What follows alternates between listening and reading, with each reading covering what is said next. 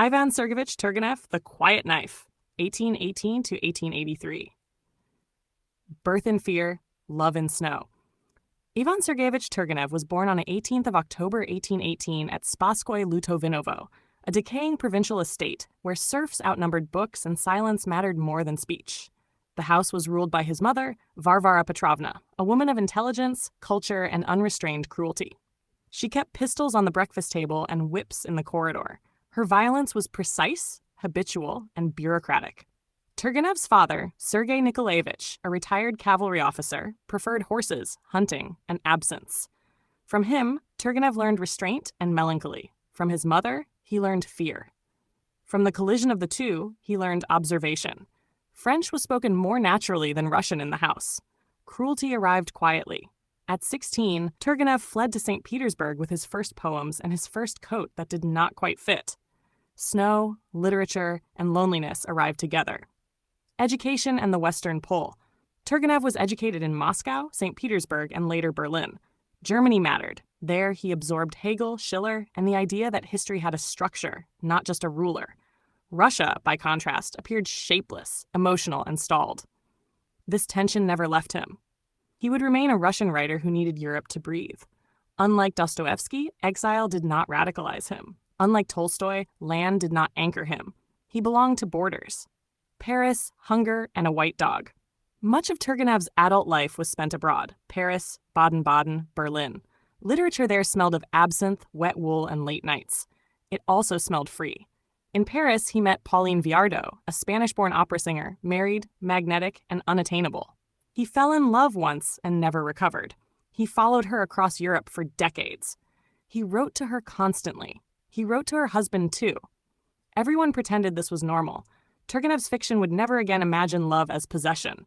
It would imagine it as distance, longing, and endurance. He walked the Seine counting bridges and ways to disappear without disgrace.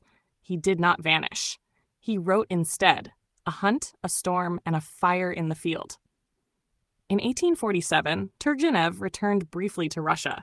While hunting near Spasskoye, a serf froze to death in the snow. Turgenev carried the body home. Then he wrote. The result was a Sportsman's sketches. Short, observational pieces about peasants, landowners, forests, and casual brutality.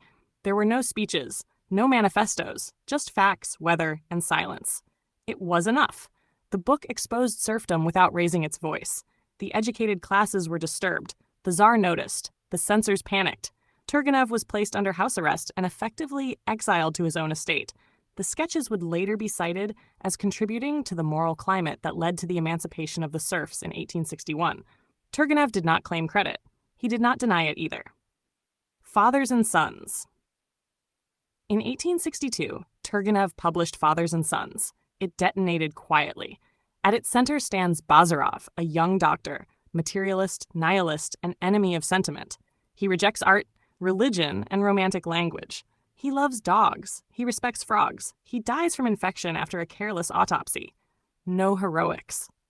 The word nihilist entered Russian political language like a bullet. Liberals applauded. Conservatives raged. Radicals accused Turgenev of caricature. Mothers cried. Everyone recognized someone they loved or feared. Turgenev insisted he had not written a program. He had written a portrait. No one believed him. Major works and themes. Beyond a sportsman's sketches and Fathers and Sons, Turgenev produced a body of work marked by consistency rather than escalation. Rudin examined eloquence without action. A Nest of the Gentry explored nostalgia as paralysis. On the Eve portrayed political awakening as emotional dislocation. Smoke mocked ideological vanity on all sides. Virgin Soil returned to revolutionary youth with skepticism and sadness. His short stories remain among his finest achievements. They capture love delayed, courage aborted, and decisions made too late. Nothing explodes. Everything erodes. Style. Gunpowder in velvet. Turgenev never shouts. His sentences breathe.